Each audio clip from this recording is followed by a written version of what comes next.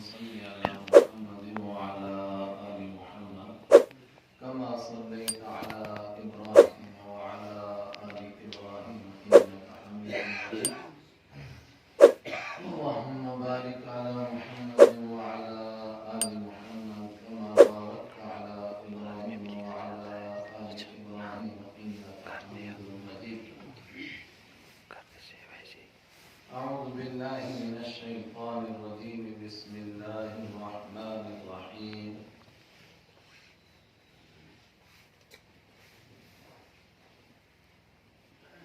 فتقبلها ربها بقبول حسن وأنبتها نباتا حسنا وكفلها زكريا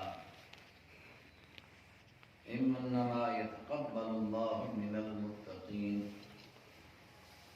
ایمانی ساتھیوں، آپ حضرات کو کافی زحمت اٹھانی پڑی، انتظار کی،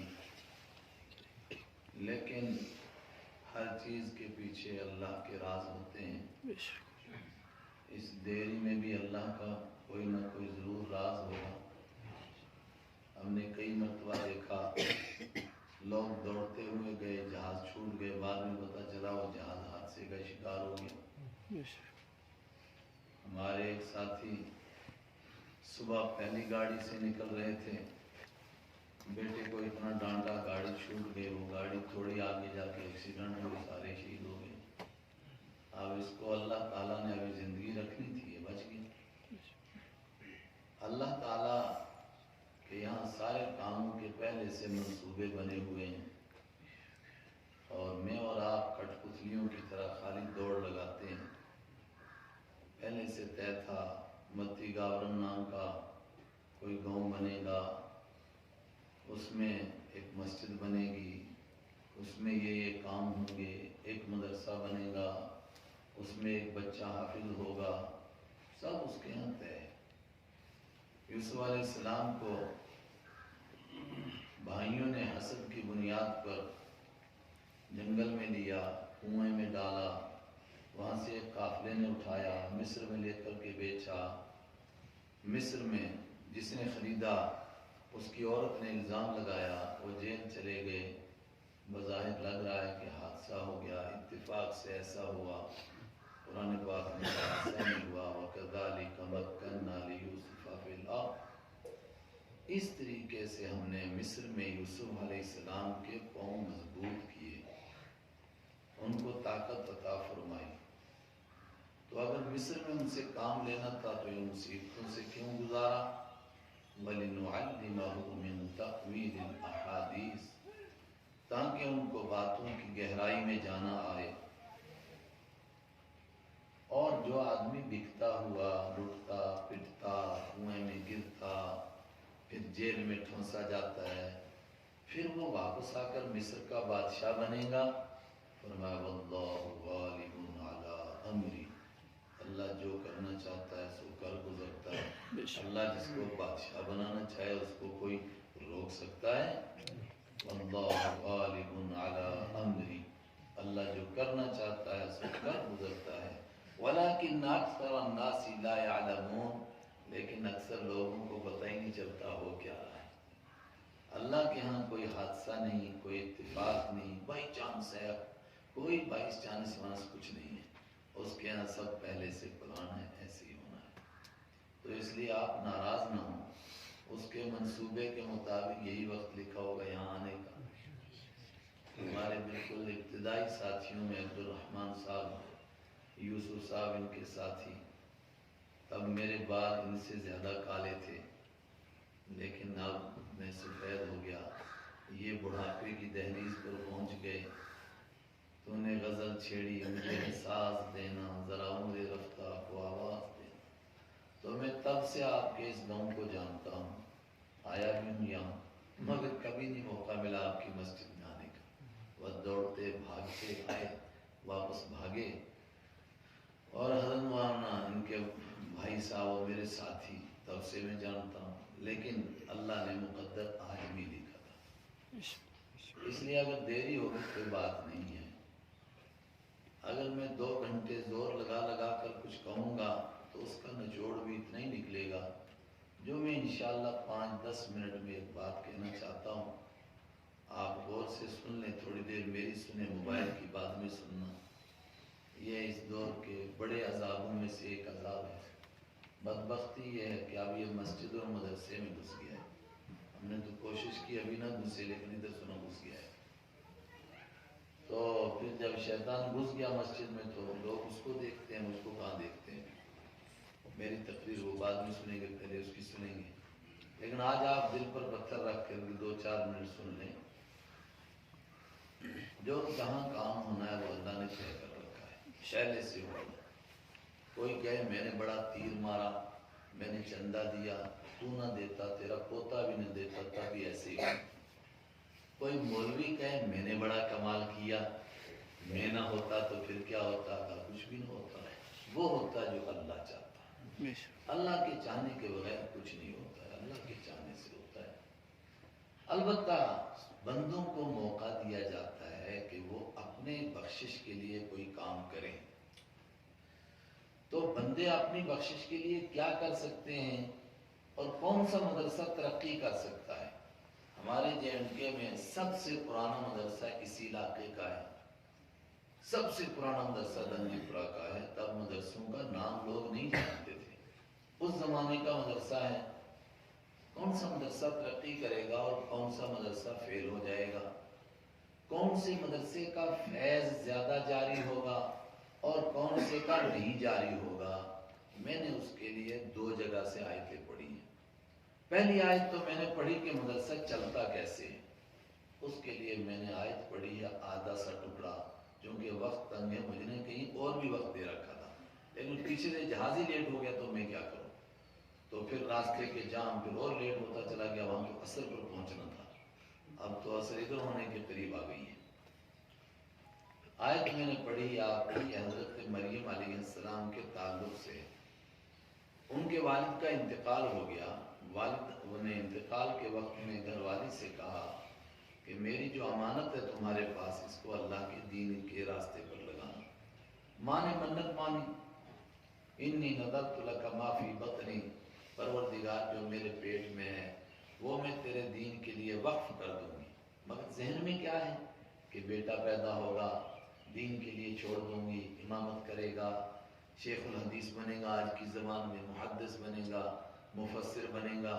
فلما وضعتها قالت ربی انی وضعتها انثی، جب بچہ پیدا ہوا تو کہا ہائے بدقسمتی، یہ تو بچہ ہے ہی نہیں، تو بچی۔ اللہ نے فرمایا واللہ اعلم بما وضعت، میں نے تجھے دیا ہے تو مجھے نہیں معلوم کہ تو کیا تیرے پیٹ سے کیا پیدا ہونے والا ہے، اللہ کو معلوم ہے کیا پیدا ہوگا۔ وَلَيْسَ الذَّكَرُ كَالْأُنثَىٰ، اور جیسی یہ لڑکی پیدا ہوئی ہے ایسا لڑکا ہو ہی نہیں سکتا تھا۔ یہ لڑکی وہ کام کرے گی جو ساری دنیا کے لڑکے مل کر نہیں کر سکتے ہیں۔ کیا کام کرے گی؟ فرمایا اس کے پیٹ سے بغیر شادی کے، بغیر شوہر کے، اللہ کی قدرت سے ایک بیٹا پیدا ہوگا اور اس سے ایک امت کھڑی ہوگی۔ پھر کیا ہوا؟ ان کی والدہ نے کہا میں نے تو منت مانی تھی، ذرا بڑی ہوئی تو اس کو اٹھا کر کے دے دیا، بیت المقدس والوں کو حوالے کیا کہ بھئی آپ دیکھ لو کیا کرنا ہے اس کو۔ اس پر قرآن پاک نے کہا فتقبلها ربها، اس کو قبول کیا اس کے رب نے، اللہ نے قبول کیا۔ بات کچھ سمجھ میں آئی؟ آپ کو جو کام کرنا ہے اس کو اللہ کے ہاں قبول کرانا ہے۔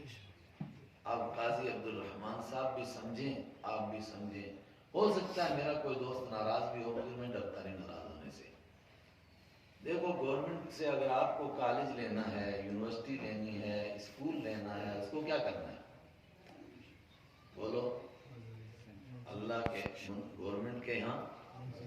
اب گورنمنٹ کے یہاں کالج آپ کا منظور ہو گیا، ایک بندہ میرے جیسا بیوقوف بیٹھا رو رہا ہے، ایک وہ پڑوس کا فاروق لغاری مر گیا نا، وفات ہو گئی، اس کی پرانی بات ہے، تو اخبار والے نے لکھا سری نگر میں ایک آدمی بنڈ پر بیٹھا رو رہا تھا، اس کو پوچھا تو کیوں رو رہا ہے؟ کہتا ہے فاروق لغاری مر گیا۔ اس نے کہا یار وہ وہاں کا صدر تھا، تو بیچارہ مزدور آدمی، تجھے اس سے کیا لینا، تو کیوں رو رہا ہے؟ کہتا ہے وہ تھا لغاری، میں ہوں بیکاری، تو ہماری ہے رشتہ داری، اس لیے میں رو رہا ہوں۔ نہیں بات سمجھے. گورنمنٹ کے یہاں کالج منظور کرایا, میرے جیسا کوئی بیوقوف آدمی کہے یار کالج تو ہمارے یہاں منظور ہو گیا, یا اسکول منظور ہو گیا, یونیورسٹی منظور ہو گئی, مگر اسٹاف کہاں سے آئے گا؟ اس اسٹاف کو تنخواہ کون دے گا؟ اسٹوڈنٹس کہاں سے آئیں گے؟ اچھا بلڈنگ کو کیسے بنے گی؟ بلڈنگ, اتنی بڑی بلڈنگ کو پیسہ کہاں سے آئے گا؟ اگر کوئی ایسا سوال کرے تو اس کو لوگ کیا کہیں گے بھائی؟ بولو, بیوقوفی. کیوں؟ گورنمنٹ اس کالج کو منظوری دے چکی ہے, جب دے چکی ہے تو بلڈنگ کون بنائے گا؟ گورنمنٹ بنائے گی. پروفیسر کہاں سے آئے گا؟ گورنمنٹ بھیجے گی. تنخواہ کہاں سے آئے گی اس کی؟ گورنمنٹ بھیجے گی. اب تو اسٹوڈنٹس بھی گورنمنٹ بھیجتی ہے, وہ بھی گورنمنٹ بھیجے گی. تو یہ بندہ رو رہا ہے کہ یار کام کیسے چلے گا؟ تو اس کا مطلب کیا ہوا کہ بیوقوف. کہیں مدرسہ بنے, خانقاہ بنے, کوئی دین کا کام ہو, اور میں اور آپ پریشان ہوں کہ اس کی بلڈنگ کہاں سے بنے گی, اس میں اسٹوڈنٹ کہاں سے آئیں گے, یہ ترقی کیسے کرے گا, یہ آگے کیسے بڑھے گا. اس کو کیا کرنا ہے؟ اس کو صرف اللہ کے یہاں منظور کرانا ہے. جب اللہ کے یہاں منظور ہو گیا پھر کوئی مسئلہ باقی رہا؟ پھر طالب علم کون بھیجے گا؟ اللہ بھیجے گا. دارالعلوم دیوبند اس سال کھلا ہے, 2-4 سال بعد کی جو رویداد چھپی ہے اس میں چائنا اور بخارا کے طالب علم ہیں. وہ کس نے بھیجے؟ جب اللہ کے ہاں قبول ہو جاتا ہے تو پھر یہ سوال نہیں رہتا ہے یار یہ دنیا کے آخری کونے میں متی, یہ گاؤں ہے کہ متی ہے؟ یہ دونوں اکٹھے ہیں نا, دو ہیں کہ ایک ہے؟ چلو میاں بیوی صحیح متی گاؤں. تو یہ دونوں اب دنیا کا یہ آخری کونا لگ رہا ہے, ایسا لگ رہا ہے کہ دنیا یہاں ختم ہو چکی ہے. تو کوئی کہے یار یہ تو مرکز سے دور ہے, لیکن اللہ کے ہاں قبول ہو جائے, اللہ کے ہاں قبول ہو جائے پھر کوئی سوال باقی نہیں رہتا ہے. اس علاقے میں مدرسے اب کافی ہیں. جو مدرسہ چاہتا ہے ترقی کرے, میرے ساتھیوں ایک ہی کام کرنا ہے, اس کو اللہ کے ہاں منظور کرانا ہے. اور مجھے اللہ کی ذات سے امید ہے کہ سارے قبول ہوں گے, اور یہ بھی ضرور قبول ہوگا. جب اللہ کے ہاں قبول ہو جائے تو پھر کیا ہوتا ہے؟ اللہ نے حضرت مریم کو قبول کیا تو پھر کیا ہوا؟ آئے ہائے, اس کو کھانا کہاں سے ملتا تھا, روٹی کہاں سے آتی تھی؟ فَتَقَبَّلَهَا رَبُّهَا بِقَبُولٍ حَسَنٍ وَأَنبَتَهَا نَبَاتًا حَسَنًا. اللہ نے جب قبول کیا تو پھر اس کی پرورش ایسے ہوئی جیسے زمین سے گھاس اگتا ہے. گھاس کو کوئی پانی لگاتا ہے, اس کو کوئی کھاد لگاتا ہے, اس میں کوئی گڈائی کرتا ہے, سارے کام اللہ کی طرف سے ہو رہے تھے. اور پرورش اللہ کی, سارا نظام کتنا. علما دخل علیہا زکریا المحراب, حضرت زکریا نے ان کی کفالت کی, لیکن جب بھی ان کے ہاں جاتے تھے تو جنت کے پھل ملتے تھے. پوچھا انا لکی ھذا, یہ کہاں سے آ جاتے ہیں تیرے پاس جنت کے پھل, یعنی بے موسم کے پھل. آج کہیں تازہ سیب ملے تو تعجب ہوگا نہیں ہوگا, کہاں سے آتے ہیں؟ کہا میں قبول شدہ ہوں, جنت سے آتے ہیں. یہ آیت میں نے پہلی پڑھی. جب اللہ کے ہاں قبول ہو جائے ساری ٹینشنیں ختم, پھر تو محتمم صاحب کو پریشان ہونے کی ضرورت ہے. لیکن جب محتمم صاحب یوں تبصرہ کریں کہ فلاں مدرسہ اس لیے چل گیا کہ اس کی فلاں مالدار سے دوستی ہے, اللہ سے دوستی نہیں ہے, تو اس کا مطلب کہ یہ خدا کو پہچانے ہی نہیں. اس نے مالدار کو, سیٹھ کو خدا سے بڑا سیٹھ سمجھا.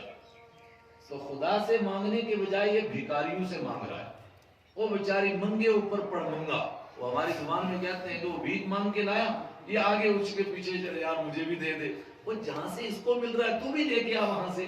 اللہ سے مانگنا تھا, وہ منگتوں سے مانگتے ہیں. اور اللہ قبول کس کو کرتا ہے؟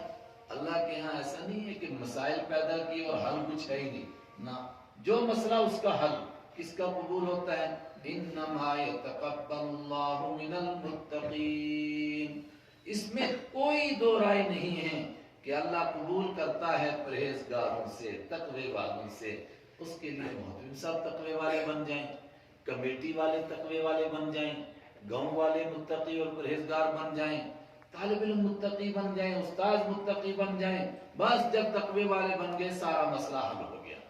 میرے بھائیوں, یہی خلاصہ ہے. جو ادارہ اللہ کے ہاں قبول ہوگا وہ وہ ترقی کرے گا. اس کے لیے سب کچھ غیب کے خزانوں سے آئے گا, اللہ بھیجے گا. اللہ کے ہاں مقبول کرانے کے لیے کوئی بڑا اگزام پاس نہیں کرنا ہے, بس تقوی اختیار کرنا ہے. الا ان اولیاء اللہ لا خوف علیہم ولا هم يحزنون. کشمیری کو سب کو یاد ہے, اللہ کے دوستوں کو نہ ڈر ہے نہ خوف ہے. ہیں کون؟ الذین آمنوا وکانوا یتقون. دو ہی کام کرنے ہیں, ایک ایمان قبول کرنا ہے, دوسرا تقوی اختیار کرنا ہے, بس بن گئے اللہ کے دوست. اللہ کے دوست ہو گئے, نہ کوئی ڈر نہ کوئی خوف. اللہ آپ کو اور مجھے ایسا ہی بنا دے, آپ کی اس ہدایت کو بے حد قبول فرمائے. اور مجھے بہت امیدیں وابستہ ہیں کہ اللہ کی بارگاہ میں یہ قبول ہوگا. اور صدر ہر جا نشینت کے صدر است کہ پریزیڈنٹ جہاں بیٹھ جائے وہ پریزیڈنٹ ہی ہوتا ہے, اس کو وائٹ ہاؤس میں بیٹھنے کی کوئی ضرورت نہیں ہے. اگر اللہ کے ہیں یہ ادارہ قبول ہے تو اس کو اسلام آباد ہونے میں اور سری نگر ہونے میں اور دلی ہونے میں کوئی فرق نہیں ہے. یہ یہیں پر اللہ تعالیٰ یہیں پر دلی بنا دے گا, یہی مرکز بن جائے گا جب اللہ کے ہاں قبول ہوگا. اور مجھے موقع نہیں, آپ تھوڑا سا خود غور کیجئے, بیت اللہ جہاں بنایا گیا وہاں کوئی مرکز تھا, لیکن اللہ نے قبول کیا نا. ابراہیم علیہ السلام نے سب کچھ بنایا, آخر میں کہا ربنا تقبل منا, اے خدا آپ قبول کر لے. فرمایا کر لیا قبول. فرمایا چڑھ جاؤ اس کے چھت کے اوپر, آواز لگاؤ آ جاؤ حج کے لیے. حج کے کون آئے گا اس جنگل میں؟ 100 کلومیٹر تک انسان کی کوئی آبادی نظر نہیں آتی ہے تاریخ میں, تو کون میری آواز سنے گا؟ کون سنے گا؟ یا تو کا رجالا, لوگ پیدل دوڑ دوڑ کے آئیں گے, اونٹنیوں پر آئیں گے, کہاں سے آئیں گے, تو دیکھتا ہی رہے گا کہاں پہنچے ہیں لوگ, کیسا مرکز بنا. سوال ایک آتا ہے کبھی کبھی کالج میں, اسکولوں میں, دنیا میں سب سے مہنگی جگہ کہاں ہے؟ پتہ نہیں, لوگ لکھتے ہوئے واشنگٹن ہے, وائٹ ہاؤس کے پاس ہے. سب سے مہنگی جگہ بیت اللہ کے پاس ہے, ایشو کے حساب سے بکتی ہے, کیوں لوگ زیادہ ہیں, کہاں سے لوگ آ رہے ہیں. اگر اللہ کے ہیں یہ قبول ہو جائے گا, ہر جگہ سے لوگ آئیں گے, یہیں شیخ الحدیث بن جائیں گے, یہیں سارا کچھ ہو جائے گا.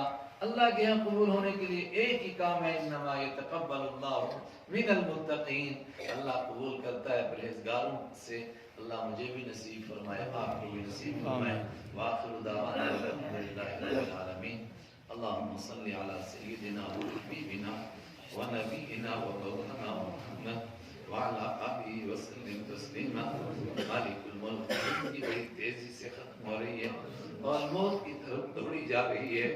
مالک الملک مرنے سے پہلے ایسا کام نصیب فرما جو ہمیں موت کے وقت میں کام آ جائے, جو قبر میں کام آ جائے, جو محشر کے میدان میں کام آ جائے. مالک الملک یہ مسافر اب قریب آ لگا سفینہ اپنا, اب تو کنارے پہنچ گئے, تو اپنے کرم سے مرنے سے پہلے کوئی ایسا کام نصیب فرما جو تیری بارگاہ میں قبول ہو. اور یہ ہمارے ساتھی جہاں کام کر رہے ہیں, تو اپنی بارگاہ میں ان کو قبول فرما. تو خزانہ غیب سے ان کو تقوی بھی عطا فرما, پرہیزگاری عطا فرما, اپنی ولایت عطا فرما. تو ان کو شیخ جنید بغدادی کا جانشین بنا دے, تو شیخ عبدالقادر جیلانی کا جانشین بنا دے. تیرے لیے کوئی مشکل نہیں ہے, تو اپنی ولایت نصیب فرما دے, اپنے دین کے لیے قبول فرما دے. مالک الملک ہم نے اپنے بڑوں سے سنا, جس کو پڑھنے کے بعد نورانی قاعدہ بھی پڑھانا نصیب ہوا, اس کا علم تیرے ہاں قبول ہوتا ہے. تو ان سب کو پڑھانا نصیب فرما. یہ میرے ساتھی ہیں, تو ان کو میرے لیے بخشش کا ذریعہ بنا, صدقہ جاریہ بنا دے. اس ادارے کے اور اس پورے علاقے کے اداروں کے فیض کو عام فرما دے. ایسی روشنی کر دے کہ وہ روشنی اس پوری ریاست میں پھیل جائے. ہمارے ملک میں نہیں, پورے اس بر صغیر میں نہیں, بلکہ پورے اس خطے میں پھیلے, پوری دنیا میں اس کی روشنی پہنچے. جہالت رخصت ہو جائے, ایمان مند کی روشنی آ جائے, تیرا قرآن عام ہو جائے, تیرے پیارے نبی کی حدیثیں عام ہو جائے. اس ادارے کو قبول فرما. یہیں پر تو دارالحدیث بنوا, دارالقرآن بنا, دارالتفسیر بنا, اور غیب کے خزانے سے اس کے لیے وہ اسباب مہیا فرما جو کسی مرکزی ادارے کی ضرورت ہوتی ہے. وصلی اللہ تعالی علیہ وعلی آلہ واصحابہ اجمعین برحمتک یا ارحم الراحمین. السلام علیکم ورحمۃ اللہ وبرکاتہ.